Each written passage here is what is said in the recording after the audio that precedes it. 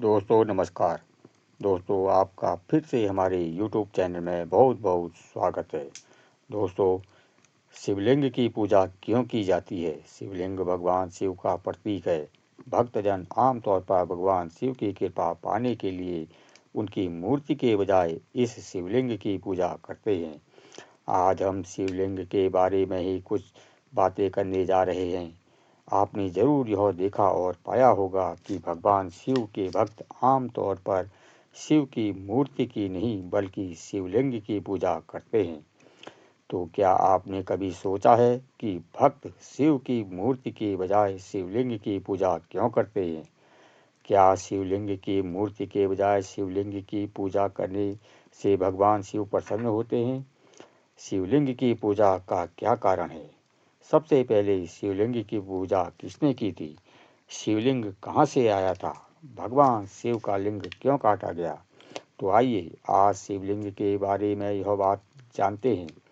शिव पुराण के अनुसार सृष्टि के प्रारंभ में भगवान शिव से ही सृष्टिकर्ता ब्रह्मा और भगवान विष्णु की उत्पत्ति हुई।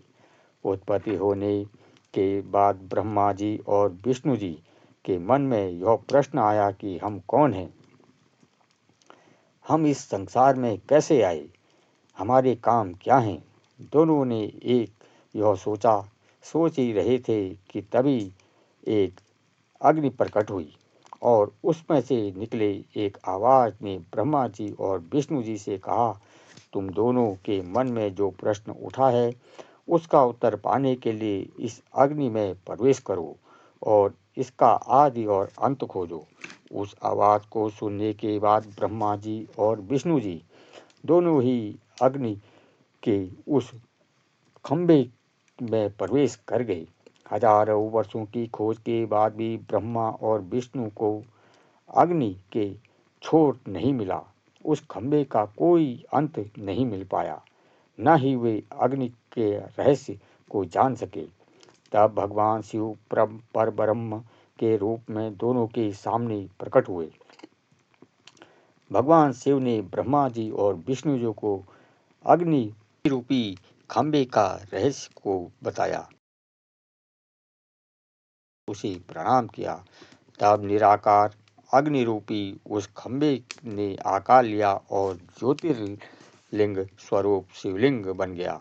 तब ब्रह्मा जी और विष्णु जी दोनों शिवलिंग की पूजा करने लगे। यही पहला ज्योतिर्लिंग स्वरूप शिवलिंग है जो सृष्टिकर्ता ब्रह्मा और भगवान विष्णु के सामने प्रकट हुआ था। और सृष्टिकर्ता ब्रह्मा और विष्णु शिवलिंग की पूजा करने वाले पहले व्यक्ति हुए। भगवान शिव आदि और अंत के देवता हैं। परमेश्वर भगवान का कोई आकार या रूप नहीं है। परमेश्वर भगवान निराकार है। इसलिए भगवान शिव की पूजा शिवलिंग के साकार रूप में की जाती है। आध्यात्मिक अर्थ में शिवलिंग हमारे ब्रह्मांड की एक आकृति है। शिवलिंग शिव और शक्ति का एक शाश्वत रूप है और मनुष्य प्रकृति के भी समानता का प्रतीक है। दूसरे शब्दों में शिवलिंग हमें बताता है कि इस संसार पर अकेले पुरुष का या अकेली प्रकृति का प्रभुत्व नहीं है। पुरुष और प्रकृति एक दूसरे के पूरक और समान है। लिंग के रूप में केवल निराकार भगवान शिव की पूजा की जाती है। इसलिए निराकार परब्रह्म भगवान शिव रूप धारण करने वाले शिवलिंग हैं। शिवलिंग में समाये हैं भगवान शिव और शिव में समाये हैं सारा ब्रह्मांड। भगवान शिव समस्त ब्रह्मांड के मूल हैं। शिव का अर्थ है परम कल्याणकारी और लिंग का अर्थ है सृजन। वायु पुराण में के अनुसार लिंग वह स्थान है जहाँ प्रत्येक महायुग के अंत में संपूर्ण सृष्टि विलीन हो जाती है और जहाँ से सृष्टि के समय संपूर्ण सृष्टि प्रकट होती है और प्रलय काल में जहाँ संपूर्ण ब्रह्मांड समाहित हो जाता है। इस प्रकार लिंग संपूर्ण ब्रह्मांड के निर्माण, अस्तित्व और विनाश के कारण या शक्ति का प्रतीक है। शिवलिंग की पूजा कैसे शुरू हुई, इसके बारे में कई कहानियां हैं। लिंग पुराण के अनुसार अपने पति भगवान शिव के बारे में अपमानजनक बातें सुनकर पिता दक्ष प्रजापति के यज्ञ स्थल पर ही माता सती ने अपनी देह त्याग दिया था। यह वार्ता सुनने के बाद भगवान शिव ने क्रोधित होकर दक्ष प्रजापति के यज्ञ को नष्ट कर दिया। उसके बाद पत्नी की मृत्यु के शोक में भगवान शिव चेतना अवस्था में होकर दिगंबर अवस्था में पहुंच गए और पृथ्वी पर विचरण करने लगे। भगवान शिव को इस अवस्था में घूमते हुए देखकर कुछ महिलाएं उन पर मोहित हो गई। स्त्रियों की इस अवस्था को देखकर कुछ ऋषियों ने भगवान शिव को श्राप दे दिया। ऋषियों के श्राप के कारण भगवान शिव का लिंग उनके शरीर से खंडित होकर अलग हो गया। शिव का लिंग खंडित होने से तीनों लोकों में हाहाकार मच गया। ऐसी हाहाकार की स्थिति को देखकर सभी देवता सृष्टिकर्ता ब्रह्मा के पास गए और उनसे सृष्टि को बचाने की प्रार्थना की। सब कुछ जानने के बाद ब्रह्मा जी ने देवताओं और ऋषियों के साथ भगवान शिव के पास गए। ब्रह्मा जी ने भगवान शिव से प्रार्थना की और कहा, हे भगवान, हे महेश्वर, अपने शरीर से अलग हुए लिंग को फिर से धारण करे, अन्यथा सारा संसार का विनाश हो जाएगा। ब्रह्मा जी की बात सुनकर भगवान शिव ने कहा, हे सृजन, आज से सभी लोग मेरे लिंग की पूजा करना शुरू कर दें। उसके बाद ही मैं अपना लिंग फिर से धारण करूंगा। भगवान शिव की बातें सुनकर ब्रह्मा जी ने सबसे पहले एक सोने का लिंग बनाया और विधि विधान से उसकी पूजा की। तब देवता और ऋषि भी शिवलिंग की पूजा करने लगे और इस तरह संसार में शिवलिंग की पूजा शुरू हुई। अन्य एक कथा के अनुसार भगवान शिव ने संसार के कल्याण के लिए प्रसिद्ध समुद्र मंथन से निकले हलाहल विष को पी लिया था। विष पीने से शिव जी का कंठ नीला पड़ गया और उनका पूरा शरीर जलने लगा। तब देवताओं ने शिव के शरीर को जलने से मुक्त करने के लिए शिवलिंग पर जल डालना शुरू किया। इससे भगवान शिव के शरीर की पीड़ा दूर हुई। इस घटना के बाद भगवान शिव के प्रतीक के रूप में शिवलिंग की पूजा शुरू हुई। भृगु संहिता के अनुसार एक बार महर्षि भृगु ब्रह्मा, विष्णु और महेश्वर में से कौन सर्वश्रेष्ठ है, वह परीक्षा लेने के लिए निकले। परीक्षा लेने के लिए जब महर्षि भृगु कैलाश पहुंचे, उस समय भगवान शिव समाधि में लीन थे। इसलिए शिव के गणों ने भृगु को अंदर प्रवेश नहीं करने दिया और उन्हें कैलाश के द्वार पर ही रोक दिया।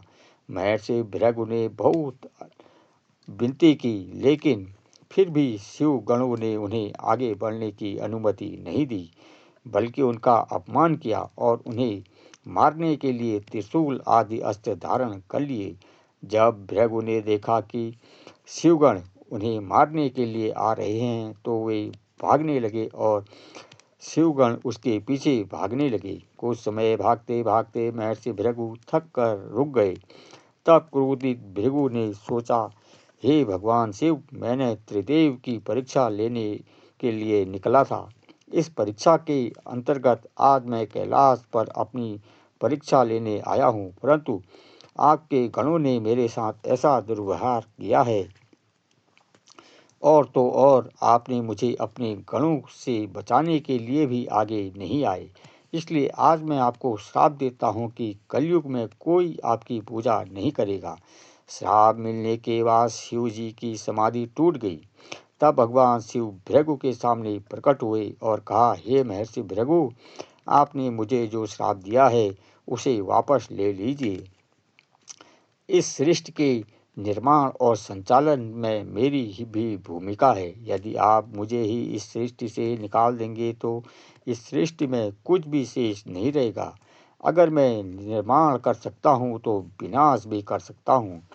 भगवान शिव की बात सुनकर ऋषि भृगु ने कुछ देर सोचा और महसूस किया कि भगवान शिव सही हैं।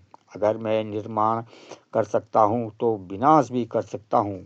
तब ऋषि भृगु का क्रोध शांत हुआ। भृगु ने भगवान शिव से कहा, हे शिव, आप जानते हैं कि एक बार दिया गया श्राप वापस नहीं लिया जा सकता। इसलिए मैंने आपको श्राप दिया है कि मैं भी उसे वापस नहीं ले सकता। इसलिए मैंने अपना श्राप थोड़ा बदल दिया है। कलयुग में आपकी पूजा होगी, लेकिन इस भौतिक रूप में आपकी पूजा नहीं होगी। कलयुग में केवल आपके ब्रह्मांड रूपी लिंग रूप की ही पूजा होगी। महर्षि भृगु द्वारा भगवान शिव को दिए गए इस श्राप के कारण ही कलयुग में भगवान शिव के भौतिक रूप के बजाय शिवलिंग की पूजा की शुरुआत हुई। कलयुग में भक्त यदि विधि विधान से शिवलिंग की पूजा करते हैं, भगवान शिव की कृपा से कई लाभ मिलते हैं। यदि आप शिवलिंग की पूजा भक्ति से करते हैं तो विवाह योग, कन्याओं को योग्य वर प्राप्त होता है, निसंतान दंपतियों को संतान प्राप्त होती है, धन ज्ञान और मोक्ष की प्राप्ति होती है। जिस स्थान पर शिवलिंग की पूजा की जाती है वह स्थान तीर्थ स्थान बन जाता है। शिवलिंग विभिन्न प्रकार के होते हैं। हालांकि पूरे भारत में केवल 12 ज्योतिर्लिंग हैं। यह 12 ज्योतिर्लिंग मनुष्यों द्वारा निर्मित नहीं, मान्यता है कि ये ज्योतिर्लिंग स्वयं भी प्रकट हुए हैं। मित्रों, हमें उम्मीद है कि आज की कहानी आपको जरूर पसंद आई होगी। आगे अन्य एक नई कथा के साथ फिर मिलने की आशा से और आप सभी के कुशल कामना के साथ आज के लिए विदा लेता हूँ। तब तक आप देखिए हमारा वीडियो, और अगर आपको यह वीडियो पसंद आई है तो इसे लाइक करें, शेयर करें और चैनल को सब्सक्राइब करना ना भूलें। आपको इसी प्रकार की रहस्यमय वीडियो मिलती रहेंगी।